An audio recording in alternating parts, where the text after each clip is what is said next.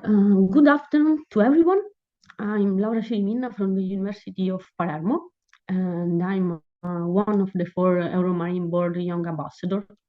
What is the Euromarine Board? Who does their news?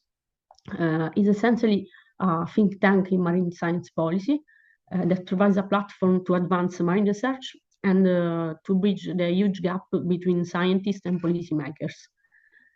Among all the activities, we propose a series of webinars called ECOP Wednesday, settled for the early career researchers.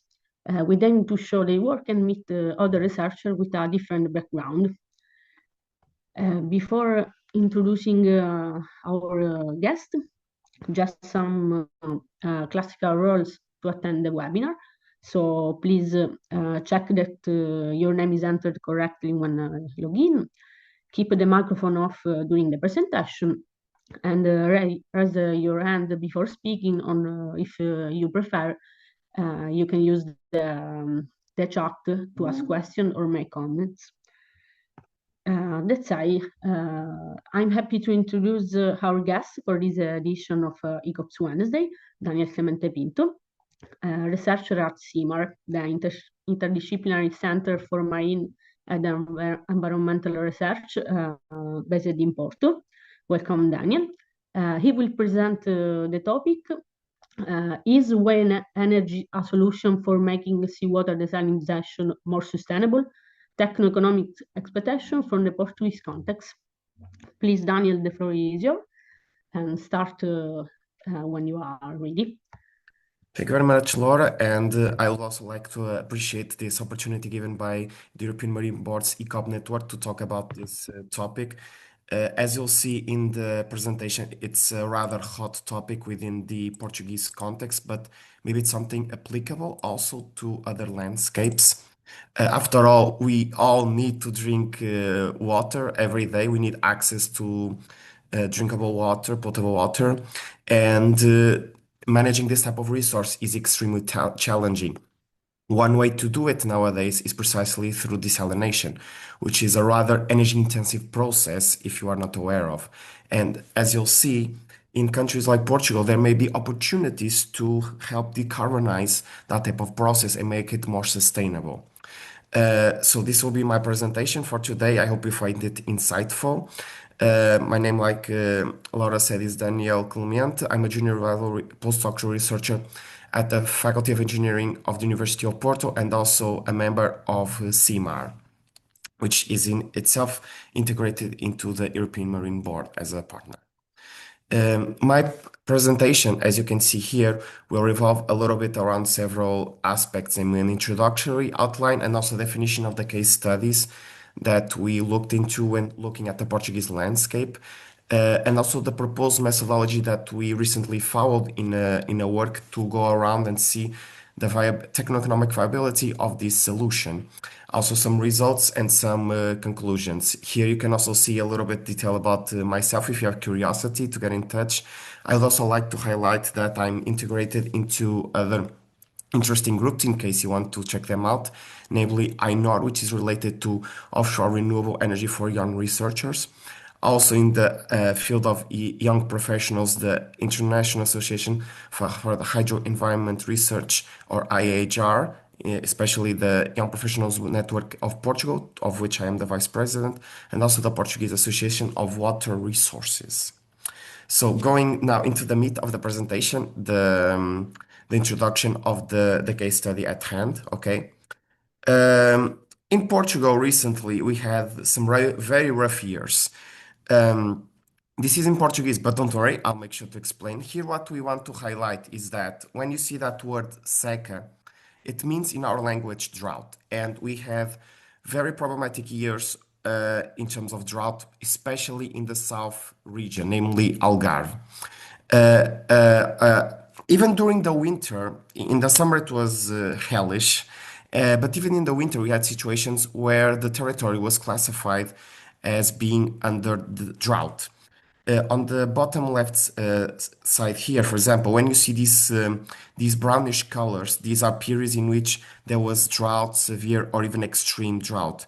And if you see in particular after the 1990s and the 2000s, there's a lot of those brownish colors in comparison to the earlier years and earlier decades.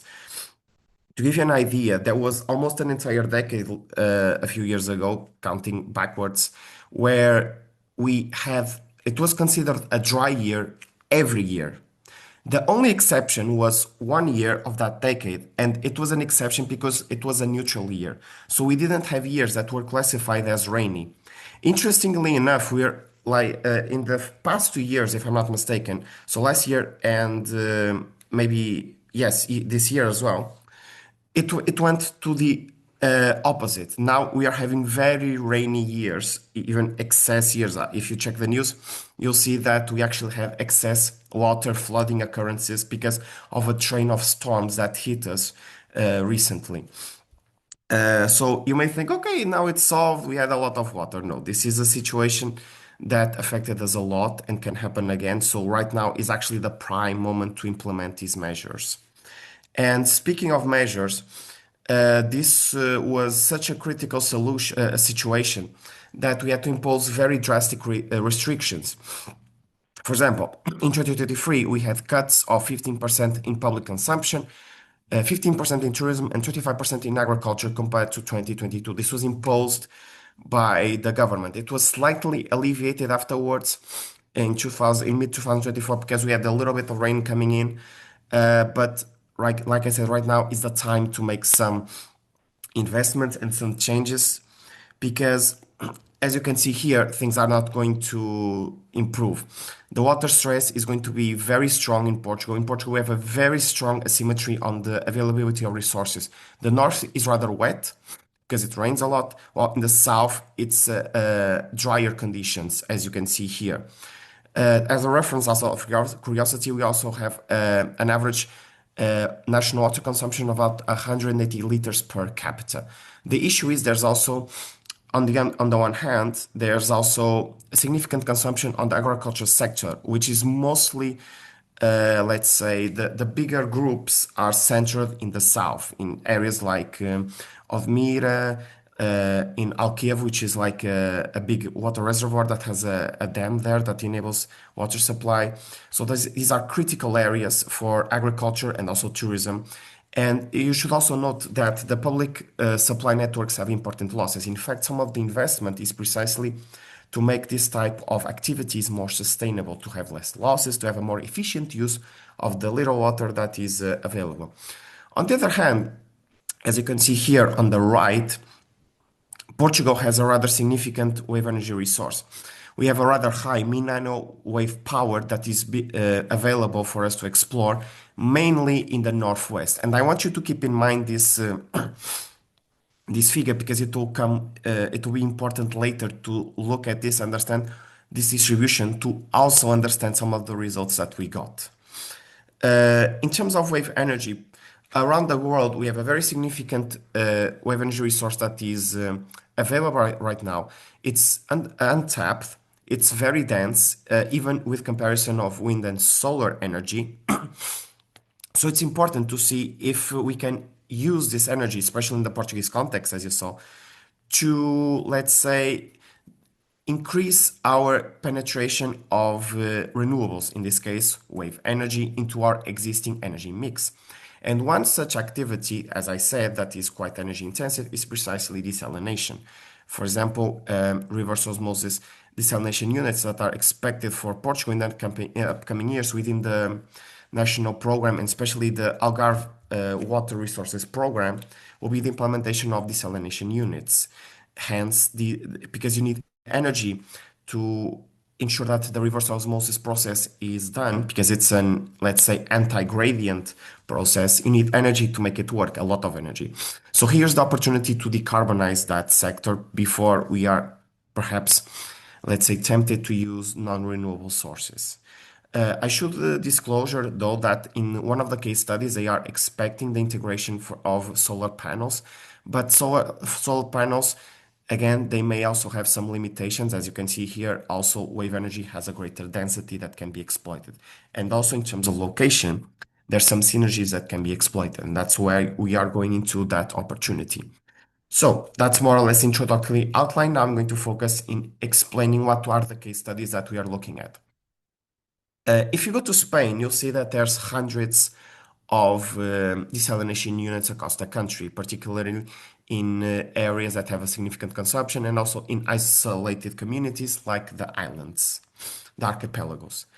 In the case of Portugal, right now, we have one desalination plant or one desalination plant that, let's say, is a reference um, in the long term. And that one is the one in Porto Santo, which is in the Madeira archipelago. We do have a rather extensive continental coast, over 900 kilometers, which will also consider the Madeira and Azores archipelagos and even go beyond that, to be honest. And as I said, a very significant wave energy resource. There is already some facilities in Porto Santo, some, let's say, not very large facilities, because although it's an isolated community, it's a rather small island with a limited population and consumption. However, we have planned at least, and probably more, at least two new desalination plants. One will be for Albufeira, which is in the continental south of Portugal, right in the south of the Algarve region. So in that blue area that you saw a little bit earlier. So let me see if I can showcase it here. So this one will be more or less here in this blue area in the south, while Odmira is a little bit in the southwest, in this, let's say, more greenish area, okay? For Porto Santo, it's also exposed to a rather significant wave energy resource, just out of context. However, when we want to put these things at sea, we cannot just go there and say, okay, let's put it here because it's beautiful, it's a very nice place, let's do it. No, there are rules to be followed. In Portugal, we have plannings and strategies to define and establish which areas can be allocated for certain purposes and certain uses of the marine space. In this particular case, we have multiple uses, for example, natural protected areas, port areas, navigational areas, tourism, etc. So what we did here was try to do something more realistic, which will be try to look, okay, where can we put a wave energy farm if we actually want it? Where can we put those wave energy converters, those units on the sea? In the case of Albufeira, so sorry, Odmira on the left, there's already a site there in orange that is specifically allocated within the national strategy for marine renewals, which include wave energy. So in this case, we went to that area, which is actually designated as the Sines area because of the proximity to the Sines seaport. And we put this little pink dot there to say, okay, this will be the location of our wave energy farm because it's within that area. It has a significant resource available to it, and that's also relatively close to the coastline with comparison to other sites, which reduces the cost of, for example, electric cables and facilitates accessibility for operation maintenance activities that are necessary throughout the project lifetime. In the case of Albufeira, we have a rather difficult situation to handle as well. We put our park just on the nick, on the outer boundary of this, let's say, greenish bluish area, okay? This in particular is a marine protected area that was implemented recently. And as you can imagine, we don't have exactly interest in violating that marine protected area. So our idea here would be to set up, let's say, the starting point of that park, and the unit should be allocated outwards to the south, east, and west, but never to the north to make sure it doesn't violate the marine protected area. And even, for example, cables and etc. to transfer the electricity back to the let's say the desalination plant on the coast, they would have to respect these boundaries. In the case of Porto Santo, we found that there's a site that is let's say, a little difficult to handle because all the coastline is subjected to some, let's say, type of limit. But we did our best to mitigate the most critical points, okay? So in this case, we put our park here, although with care because it's within what would be an underwater cultural heritage. So always mitigate that potential risk, although in this case it's very difficult to fully go around it. You also have to consider that these locations take into account the final locations of the desalination plants, which will be in Odmira, more or less here, in Albufeira, more or less here, and in Porto Santo, if I'm not mistaken, it's more or less here in the inland area of the desalination plant, I mean. In terms of wave energy converters, we looked into two distinct devices. One is an in-house developed device, the SECO, which you see on the right-hand side here. It's essentially a system where the waves go in, they interact with the device and push two lateral modules upwards, which drives an electric generator to produce electricity. These modules oscillate with incoming waves to produce the energy from this mechanical motion that is induced by the waves in a cyclic manner. On the other hand, we have a more commercial device in Portugal that actually has a project in the area of Viana do Castelo, so in the north, which is the core power device. You can see it on the left-hand side here, and you can also see some characteristics here as a reference. I should point out that these case studies do have a very interesting variability to them. For example, Odmira is a site that is rather exposed to wave energy resource, so it can, let's say, harness a lot of wave energy in principle because it's available, and also has a very significant demand within the context of the case studies in terms of desalination. Albufeira also has a very significant demand, or let's say desalination plant output, but it's in a sheltered area, so the available resource is less. So as you'll see, this will affect the costs very significantly. In the case of Porto Santo, it's, let's say, low production in terms of desalination plant output and consumption demand, and high resource. So we have here a rather interesting variety of case studies in terms of sites, and also two distinct technologies that operate in different ways. For example, the core power device is more like a floating buoy that oscillates up and down with incoming waves rather than a diagonal sliding mold device. In terms of methodology, we had to, let's say, be a bit creative and employ some in-house codes to make sure that our analysis made sense. We also had to do a lot of research to characterize the distinct case studies because some of them are more developed than others. For example, the Albufeira and Odmira desalination plants are in different development stages. The Porto Santo is already built, for instance, while the Albufeira has recently been approved. Its execution should be constructed within 3 years. And the Odmira one is still in preliminary stage. So we had to make some assumptions and we also had to search information.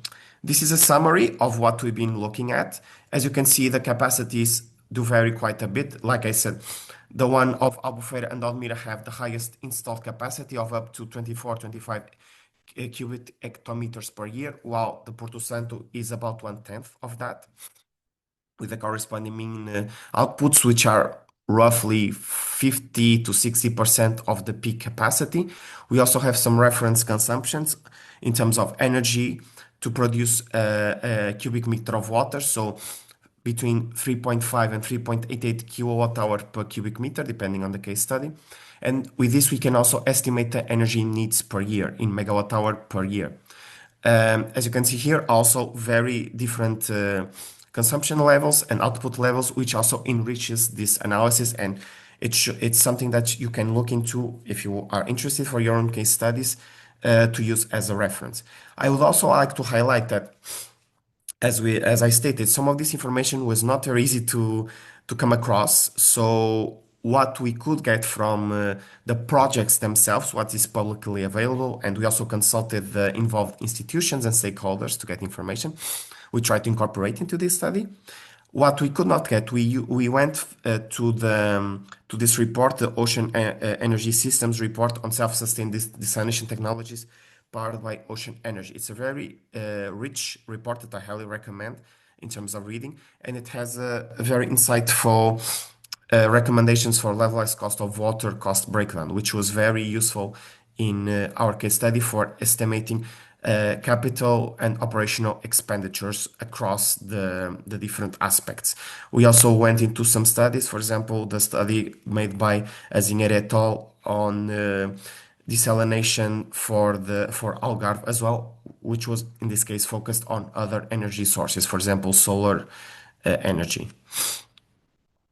As I stated, we used an in-house optimization code, so it's a MATLAB routine that essentially takes in data such as dimensions, mass, and power absorption of the wave energy converters according to the local wave conditions and tries to set up, let's say, a park, so a group of wave energy converters, in a way that minimizes the associated levelized cost of energy, so the energy costs of that wave park or farm, whilst ensuring that we meet the target and annual energy production requirements for the desalination plants. The idea here is to make sure that we minimize the number of units and we adjust the scaling, so the devices have a reference size and dimension and etc. What we can do is we can use a scale factor to upscale or downscale them, so make them bigger, smaller, and this will affect also their, let's say, their power output. And we try to adapt both the scale factor and the number of units to, on the one hand, meet the energy requirements for the desalination plants and also minimize the inherent costs. To make sure that we don't have, let's say, deviations that can compromise the hydrodynamic similarity between the original and the scaled WECs, which can affect, let's say, the quality of the results and also the reliability of the scaling process. We constrain these variations of the scale factor to about 30%. This is a literature recommendation, okay?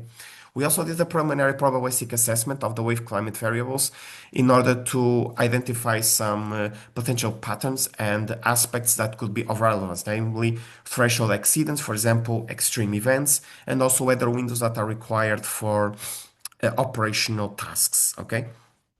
And this was followed by the WEC park optimization. You can see here some of the metrics that use, like the levelized cost of water, which is the final metric. This is dependent on the energy cost, which in turn is related to the levelized cost of energy, and also the Q factor, which is essentially a metric that tells you more or less how much your park is going to produce, incorporating WEC interference versus standalone units. So what happens is when you have a wave energy park, the devices are not going to necessarily operate in an isolated manner. We have a wave field with which each unit interacts. The devices take energy from that wave field to convert it into the electricity.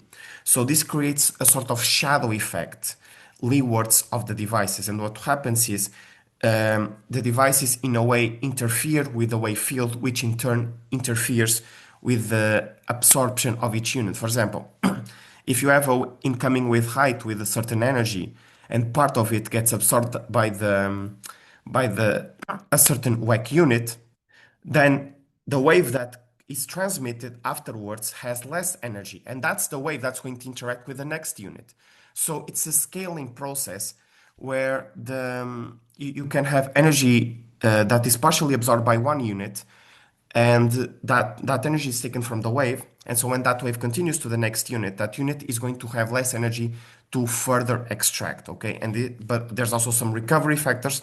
But what happens is when you look at the effect of standalone units versus those interactions, this Q factor can lead to a constructive effect where you actually have a constructive interference between the units and the wave field, and so you actually have more power production, or you can have a deconstructive or a destructive influence where you actually have the opposite. You have less energy being produced by the park as a whole than by just considering all the standalone units not interfering with each other, okay?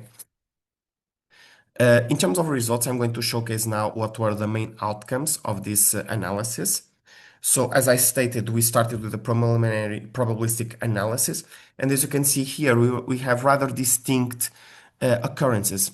For example, in terms of upper limit stoppages, so situations in which our device will be forced to stop because, for example, the significant wave heights or the wave heights of the incoming waves are too large for the device to handle, so it has to enter into what is called survivability mode. So it will not be producing energy to essentially be trying to withstand incoming waves.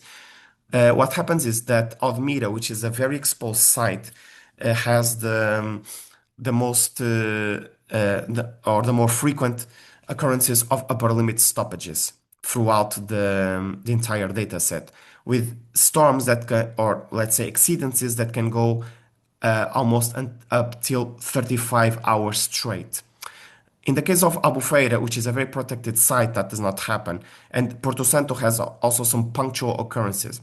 You can see here that based on our thresholds, which were essentially in the range of more or less 5 to 6 meters, we have rather punctual occurrences happening throughout the data set. But I would also like to highlight the lower thresholds because those affect availability.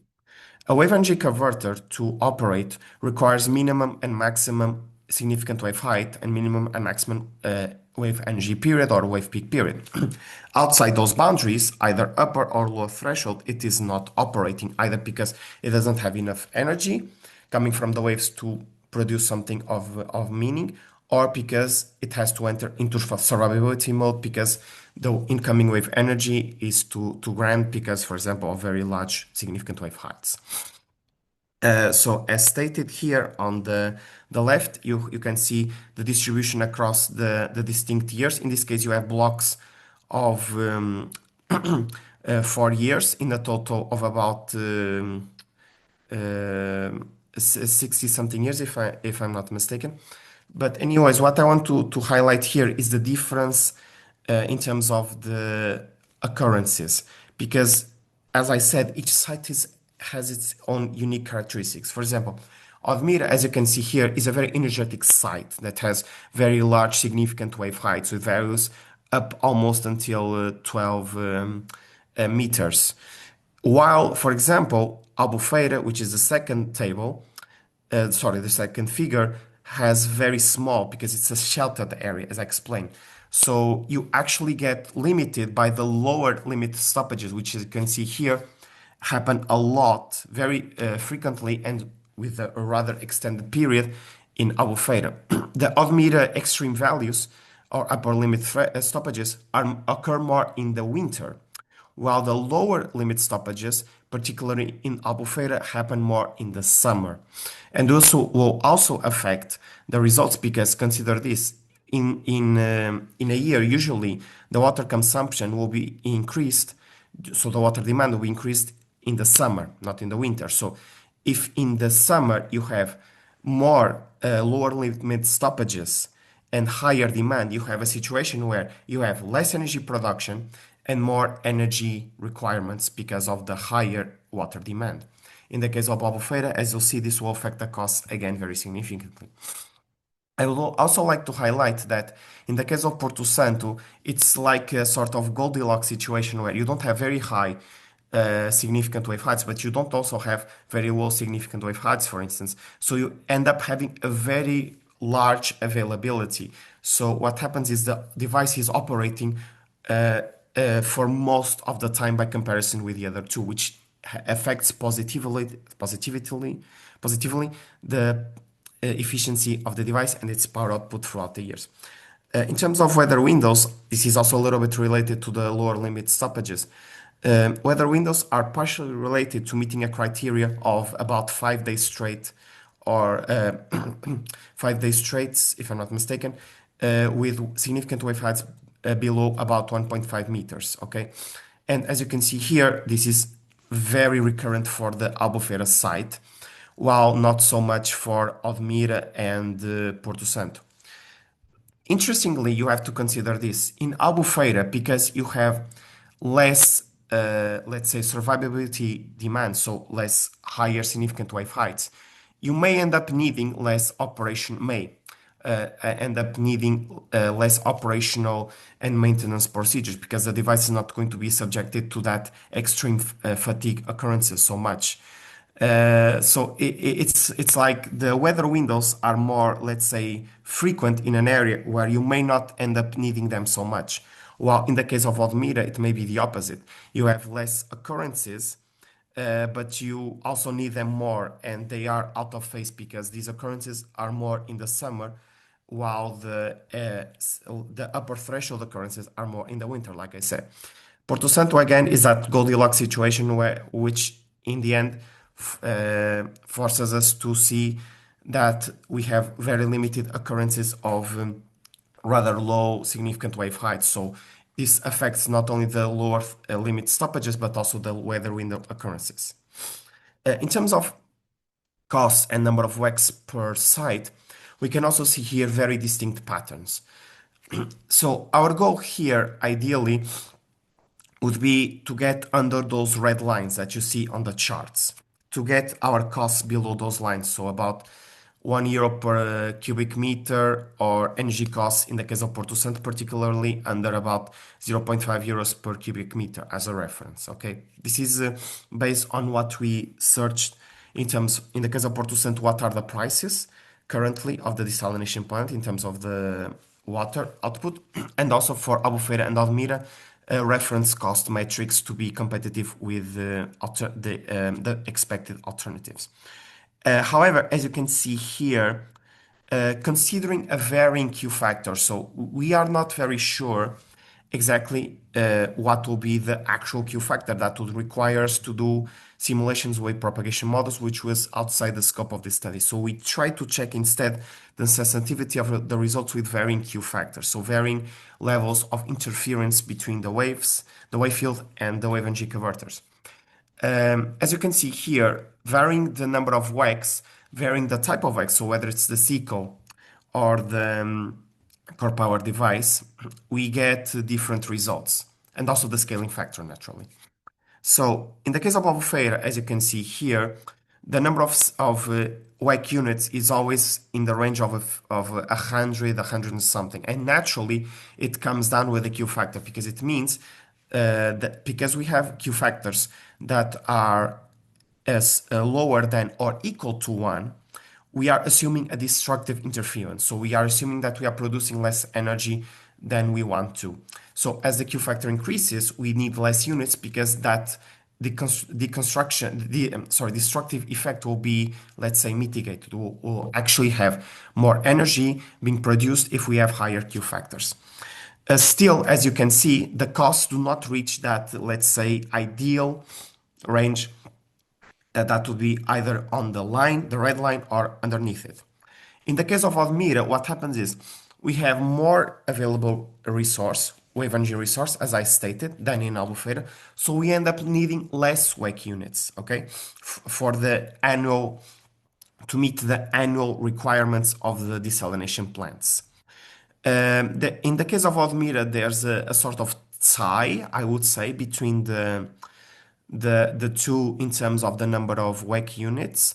In the case of Albufeira, usually you need less core power units, but across all scenarios, it's always a core power device that yields the lowest levelized cost of water or energy cost values because let's say it's probably both devices have been more or less developed for the Portuguese coast, but the core power one seems to be more well suited for the conditions that we considered in these 3 case studies. So that's you have a better overlap between let's say, the operational range of the device and the available distribution of the wave energy resource throughout the year.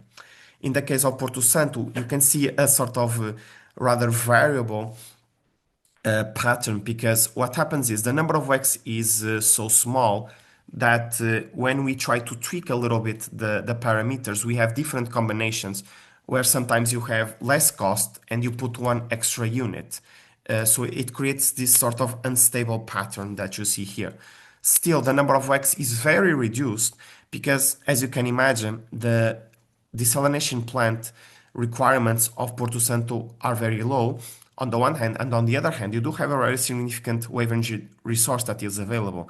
So in this case, you can not only bring down the number of WEC units that you need, but also the costs. And as you can see here, the levelized cost of water and energy costs are intrinsically tied to this number of WECs and also the available energy resource. Albufeira, protected site, less energy resource, more costs. Porto Santo, less demand, high available resource, the same as Odmira in terms of the resource. So you end up having lower costs, still not reaching that red line threshold. Like I said before, we have a sort of issue with the summer because we can have peak demand in terms of desalination plant and water consumption needs and lower WEC production because there's less resource that is available.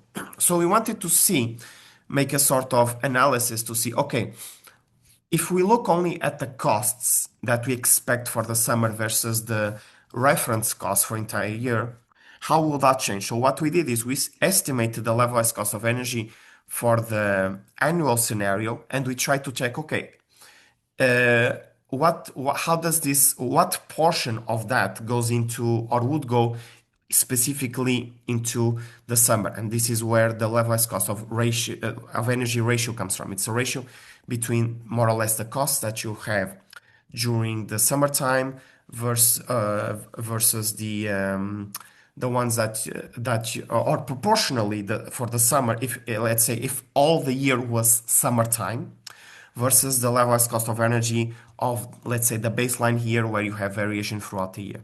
So what happens is if we assume that we would always have a summer-like condition or an equivalent situation, the number of required WECs skyrockets a lot because it's that very awful combination where you have, like I said, low energy production and high demand.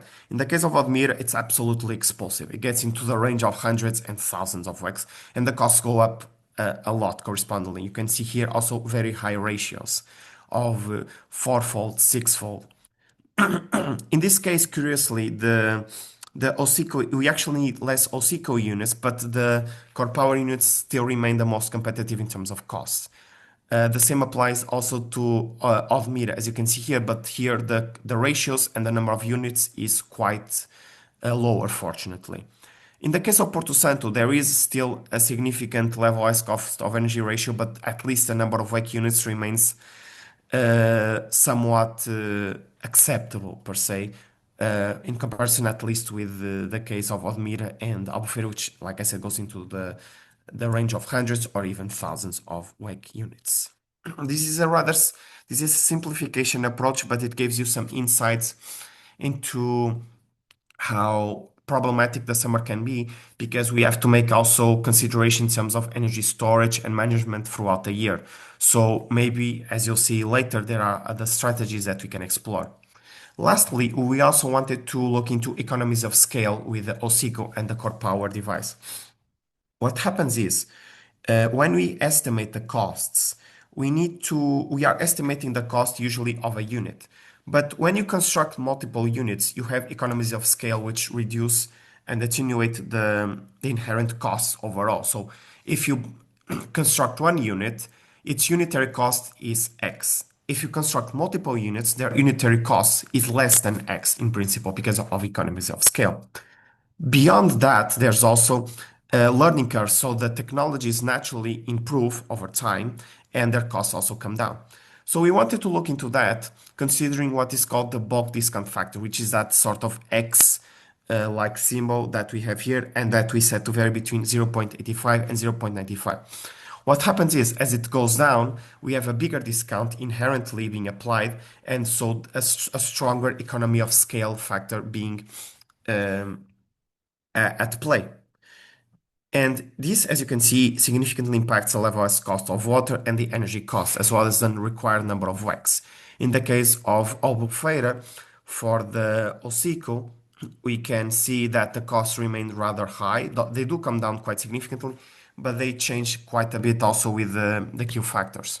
In the case of Albufeira, however, we have a rather significant drop of the costs, very, very close to that 1 euro per cubic meter of water, particularly with the higher Q factor, close to 1, and lower bulk discount factor. For Almira, it's rather similar, although we see even a stronger effect because, as I said, there's a higher resource that is available. In the case of Porto Santo, when we look at specifically the energy costs, the sensitivity is not so big because what's commanding is the number of WECs. And like I showed you, we don't need a lot of WECs there. So we cannot gain a lot from economies of scale because we are not talking about dozens or hundreds of devices. We're talking about a handful of them, maybe a few dozen or something like that, as I showed you. But the economy of scales here doesn't impact so much. So we end up not having a very strong change, in particular in the case of the core power device. In the case of the OSICO, we have this sort of, again, rather unstable pattern because as we have a very limited number of units, the changes here make the model a bit sensitive to it. You can see also on the right-hand side the impact on the number of WECs. As I said, it comes down considerably as you reduce the bulk discount factor, although it does retain more or less the respective ranges. In fact, as in some combinations, as you can see here, it even increases the number of WECs, but this is because of the optimization process. It may seem contradictory, but it's inherent to that. You have to consider that here we are applying economies of scale. So if you have more devices, like I said, you may end up having more marginal gains. So punctually, you may see these increases. This is very evident, for example, in the case of Albufeira, but in the case of Odmira, not so much. And in the case of Porto Santo, as I said, it oscillates a lot because changing one WEC, the inclusion of one WEC may alter a lot the results. And you have to consider you are using combinations of scale factor and number of WECs. So at some point, maybe we scale up the device. We have a larger scale factor, so we don't need so many units. So we decrease the number of WEC units, and that's what the optimization routine says is the ideal situation. But in the next scenario, maybe we say, okay, in this case, the routine optimizes and finds out that we have to decrease the number of WECs and decrease the scale factor and maybe increase the number of WECs. So these are the different combinations at play, like I said, in terms of the number of WECs and the scale factor, which here also interacts with the bulk discount factor. But anyways, as you can see here, we have very different situations happening for the three case studies. And what I want you to take home is that there's a lot of sensitivity to economies of scale in terms of the cost, but even more so when you apply the scale factor to the size of the device and also the combination with a number of WEC units. If you have usually high demand and low available energy, you'll probably have a situation like Albufeira, where you need a lot of WEC units and things are more expensive. In the case of, for example, Odmira and and particularly Porto Santo, you have a similar or lower demand correspondingly, but also a significant wave energy resource available, so the costs do come down. And in general, as you see here in the conclusions, the OSICO device was not so, let's say, efficient as the core power device, as the core power device yielded lower annual costs and higher Q factors. As stated also, each site has their own characteristics. They have different marine restrictions. Albufeira has a sheltered geographical location. Odmira, Porto Santo are directly exposed to the Atlantic Ocean. There's also those operational restrictions in terms of the lower limits, for example, for Albufeira, while Odmira is more exposed in terms of significant wave heights and has greater survivability restrictions. Unfortunately, as stated, it was virtually impossible to reach those thresholds that we set for the 1 euro per megawatt hour of levelized cost of energy for Albufeira and Odmira, and also 0.5 euros per cubic meter for Porto Santo, respectively. We believe it will be necessary to further develop the technologies, namely in terms of making a good overlap between the power matrix and the local wave energy resource matrix in order to ensure cost reduction. It will also be important to develop these technologies to reduce the capital expenditures, which are a significant aspect in these cost estimates. So that's a little bit more on the manufacturer side. As you can see also here, reducing the bulk discount factors, which mimics the economies of scale or learning rate gains, were still insufficient to reach those thresholds. There were, even when we tried to explore a little bit beyond what were the recommendations of literature, the costs would only come down to about 1.5 euros per cubic meter for the case of Albufeira and Admira, and 1 euro per cubic meter for Porto Santo with the core power C4, while the OSICO gave even larger costs.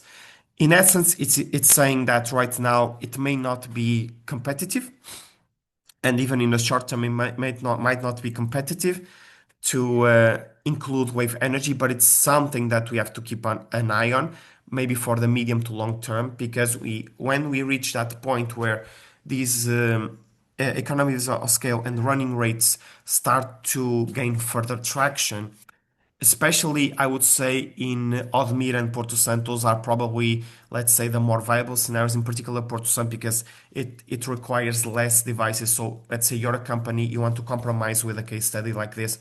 With Porto Santo, we have less exposure because you have to put less devices in the water, and the cost competitiveness may be easier to achieve there.